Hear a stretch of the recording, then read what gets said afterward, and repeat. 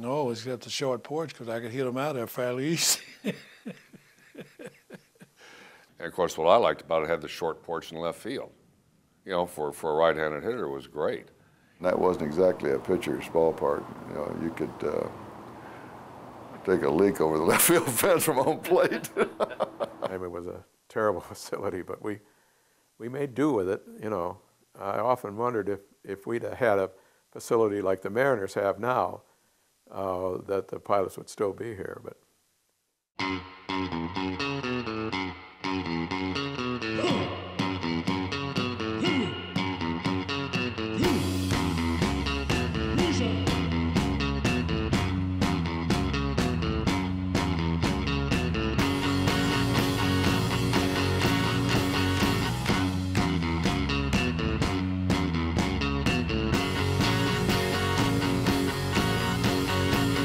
Joe had been around baseball for a long, long time, an old catcher with the St. Louis Browns,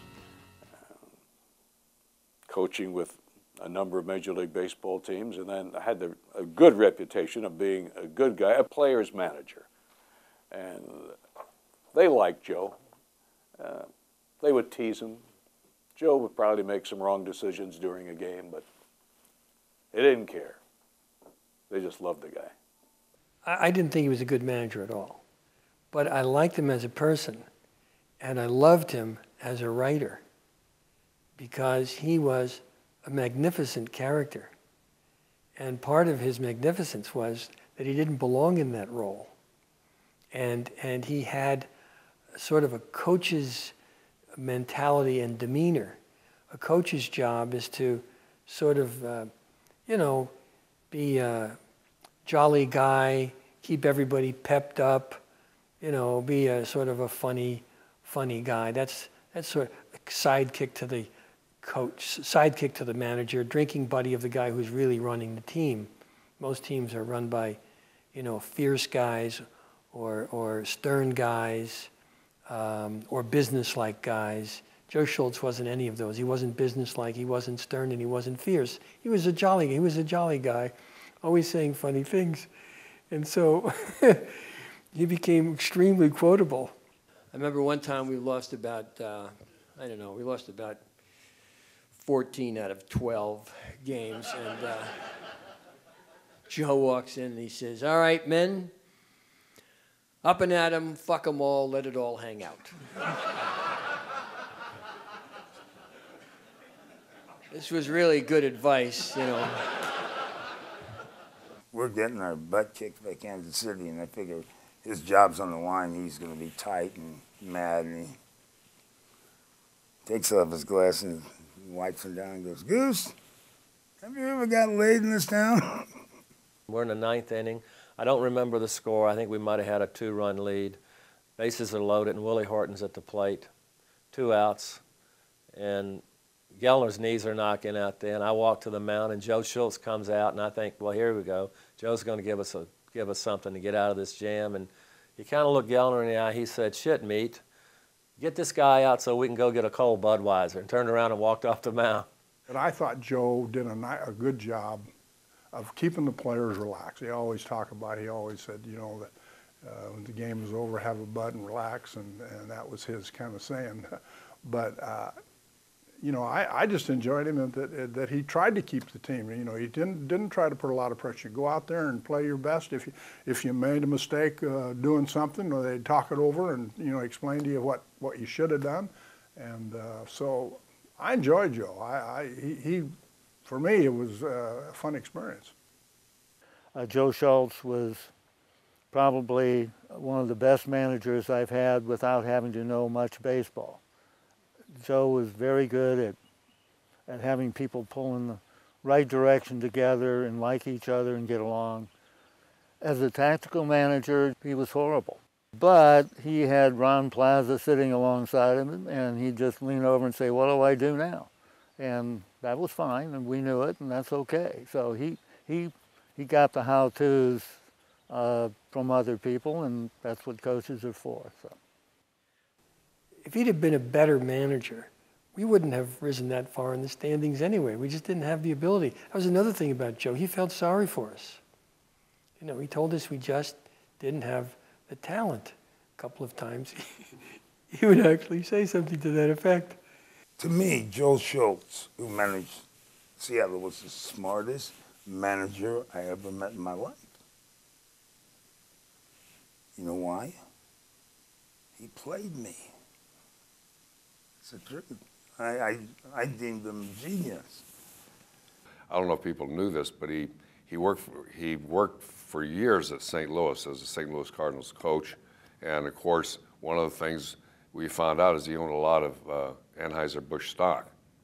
So after the game, the coolers were full of Anheuser-Busch beer. So we win or lose, he'd come in, hey, nice going, guys. Great, nice try if we lost. We'll get them tomorrow. Pound that Budweiser into you.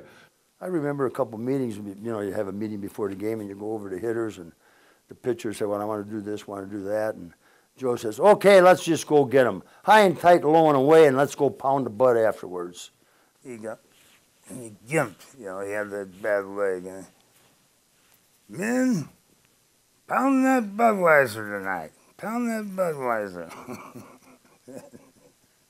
You know, the win or lose or draw, he didn't care, you know.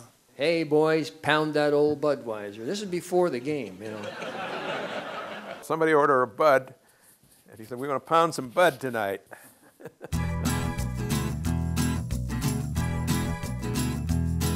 Might as well forget that final score. This game is over, can't do anymore. Just listen to the wisdom of our great advisor when it tells you that the time is right. Pound that Budweiser, pound that Bud, pound that Budweiser, pound that Bud.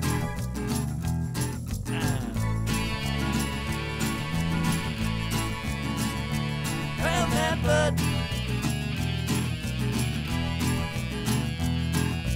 Joe Schultz must have been a marvelous man, 'cause he always stuck to a very simple plan. Pound that Budweiser, pound that Bud, pound that Budweiser, pound that Bud.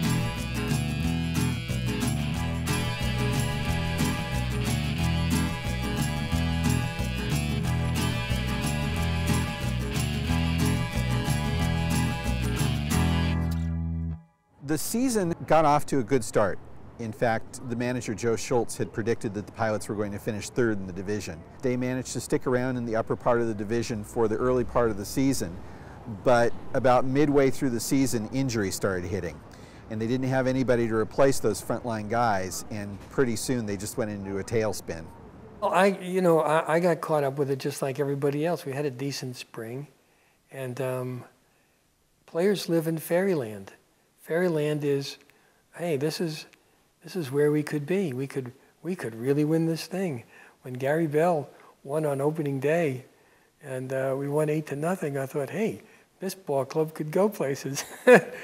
And so I was just as enthusiastic as anybody else. Well, we were doing pretty good the first month and a half of the season. We were holding our own as a club, playing good baseball, or better baseball than we probably. They probably expected, and then we started hitting a lot of the Eastern clubs, and the Baltimore and the Yankees and stuff like that, and started getting beat up a little bit. But had a great start, and we're up in the standings, and then all of a sudden the bottom dropped out. Trades, they traded Tommy Davis, they traded Jim Bouton, they traded a number of other people. Didn't win too many games in July and August, but had a great time. We at least put on a good front for a while, and if we had held together at the end, I think we could have surprised a lot of people. I think we folded toward the tail end a little bit.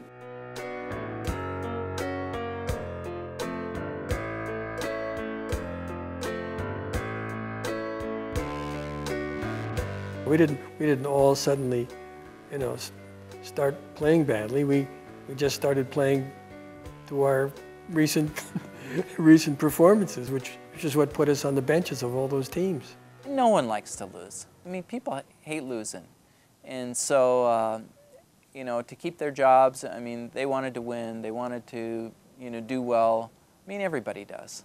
Even though they collectively know that they're not going to make a challenge for first place, you know, they really want to be respectable, and it's a matter of pride. And in that, there was a great spirit. So in that, you joined, you know, the Gene Brabenders of the world and Tommy Harpers of the world, and we had a great time doing the very best we could with what we had.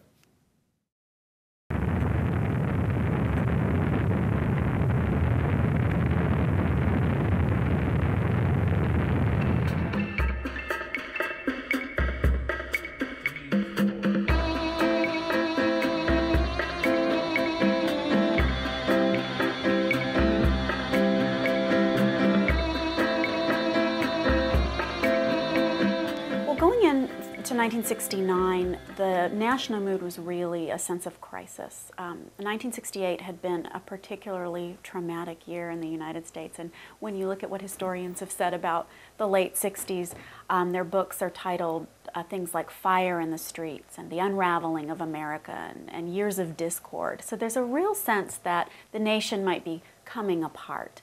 1968 saw two major political assassinations with Martin Luther King Jr. and Robert Kennedy.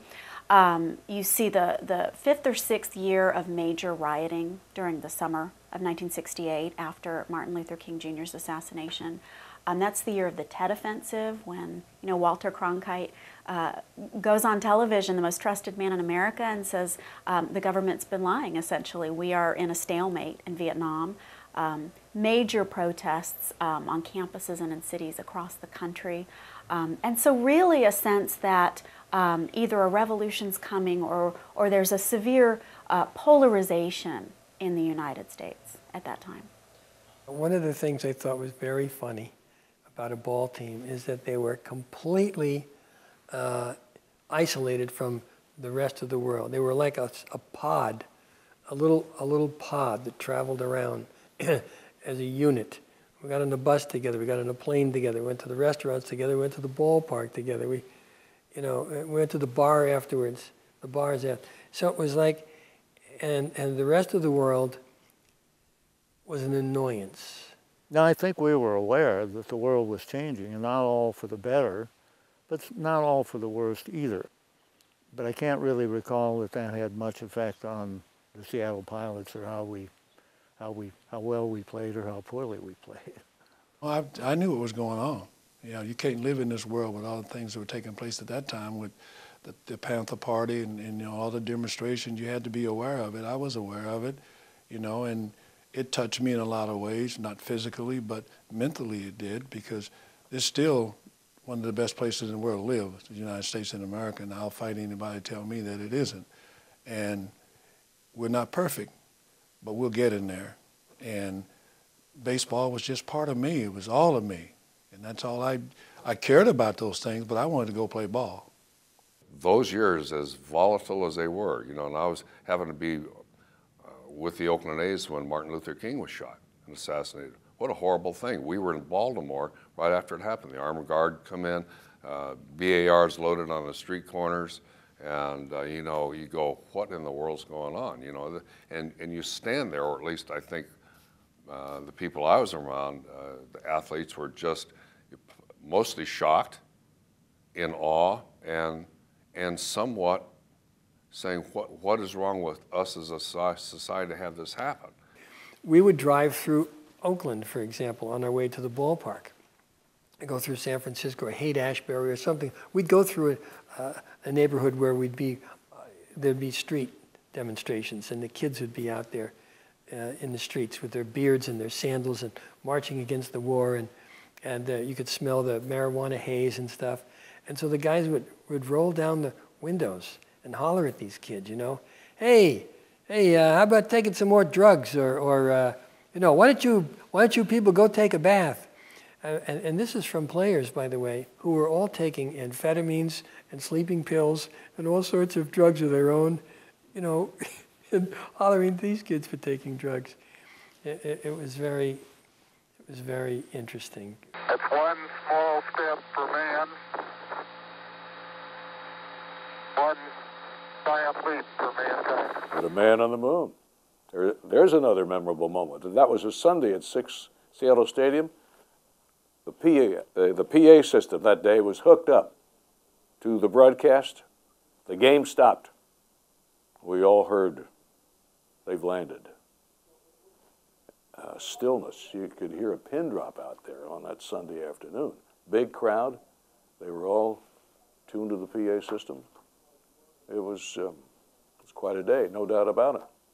And the moon landing, well, that was interesting. It was interesting for a few minutes in a bullpen conversation. What about the moon landing? Well, forget the scientific achievement of it all or the historic nature of it. Seattle pilots' view of the moon landing was summed up very, very well, I thought, when one of the players said that that's a long time to go without sex. The least they should have done was to supply some germ-free broads for these guys. That's the moon landing. When it came to baseball, I didn't think of anything else but I was one of those guys that politics, you know, all of this stuff is like right now. All I do is read the sports page. I don't care to hear about all the politics and everything. These guys were a very conservative group.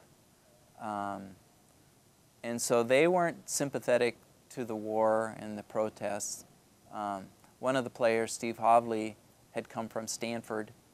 His hair was maybe an inch too long at that time. So his hair wasn't at all lengthy, but I know Joe Schultz was not going to have anyone on the field with long hair at all. And the players teased him and gave him a hard time, I think, for a couple of reasons. One is he had a college education from Stanford. They were just hard-working Joes. And so they were merciless to him. Oh, the war was occasionally there'd be a discussion of the war in the bullpen, but it was immediately squelched. Guys didn't want to talk about the war. They wanted to talk about hunting, not people. They wanted to talk about hunting animals and guns. So hunting and guns was big. Talking about the war that was really affecting everybody's life. No, forget that. Let's talk about hunting. So these were the topics of conversation. And if you wanted to talk about politics or what was happening in the country or what was happening in the world, then, you know, you were uninvited to the party. It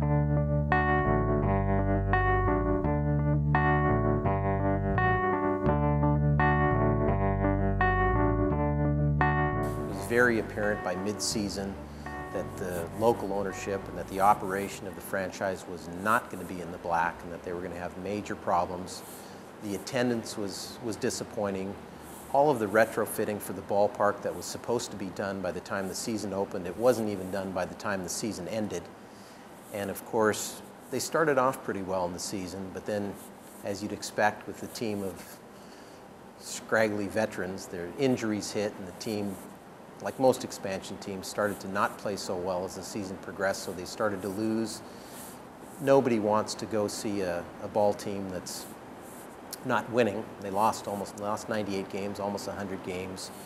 You combine that with the highest ticket prices in the major leagues and pepper in the fact that the local ownership was publicly squabbling with city officials about the improvements that weren't made. That may have backfired on them, as then people are reading this in the newspaper and saying, well, why do I want to pay these high ticket prices to go to this ballpark with these uncomfortable seats and not great conditions, and maybe I'll do something else. The now commissioner of baseball, Bud Selig, had an empty stadium in Milwaukee because Bud, who was the principal owner of the Milwaukee Braves, lost his Braves to Atlanta. So County Stadium was just sitting there, a major league ballpark.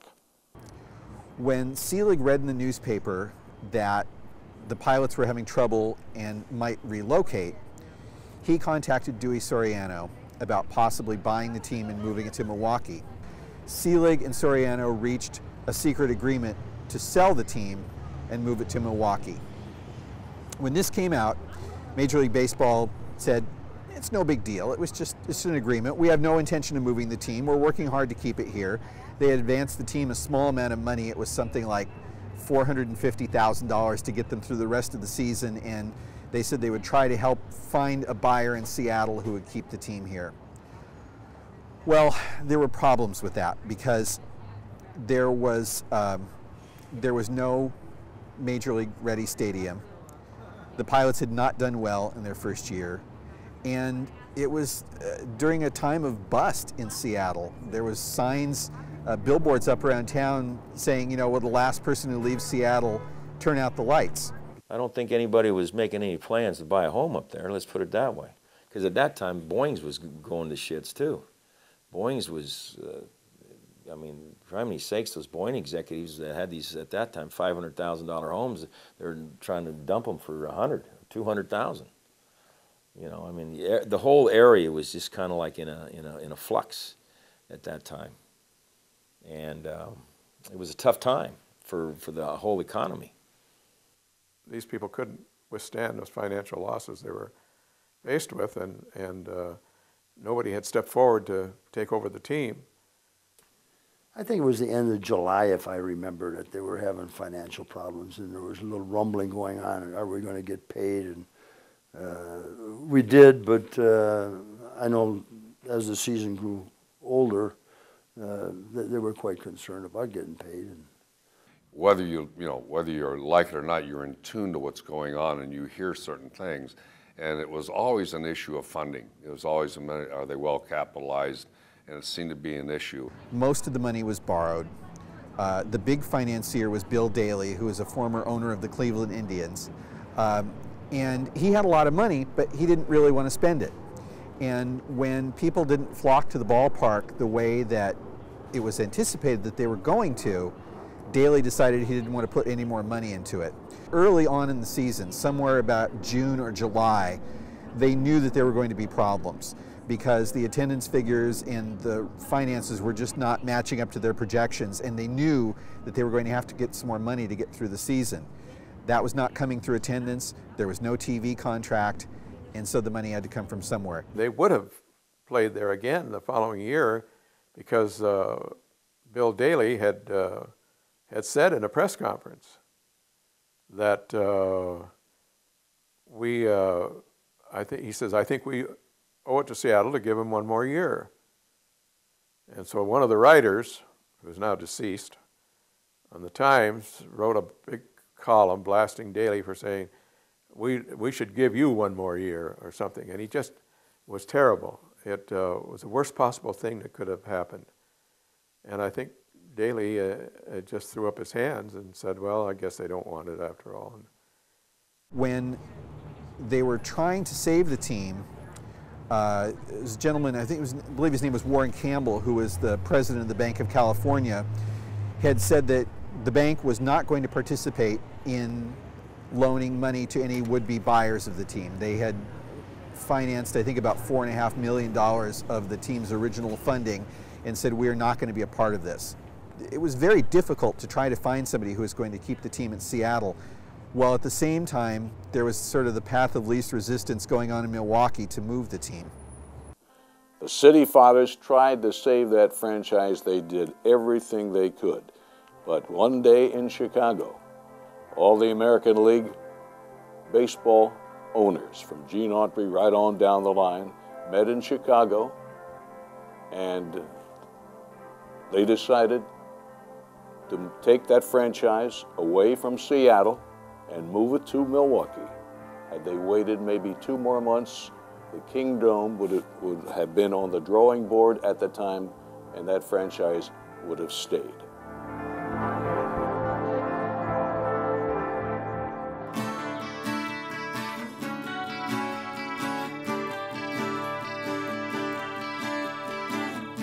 When I think of the Pilots, I think of the clubhouse.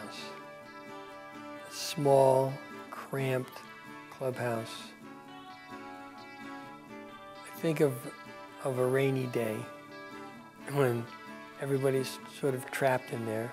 We don't know whether we're going to play, we're not going to play. Guys are sitting around in, you know, uniforms half on, half off, baseball underwear, no underwear, uniforms, shirts, just a motley collection of guys who don't look like they're ready to play any sport at all. Sitting around, playing cards, kibitzing, ragging on each other. It's late in the season, but we know we're not going anywhere at all. Gene Brabender, for example, brought a blowgun into the clubhouse. It was a homemade blowgun. Nobody could afford to buy a real blowgun. He comes in with about an 8-foot length of pipe. You guys remember this? An 8-foot length of pipe. And what he's done is he's taken a coat hanger and cut them up into four-inch darts. And the front of the coat hanger has been filed a really sharp point, like a nail. And the back of the, I hate to sort of give you instructions on how to do this, but the back of the coat hanger had a little like a cone, an ice cream cone, so that it filled up the pipe. And I don't know where Bender learned how to do this, but probably some tribe in Black Rock, Wisconsin, something. Anyway,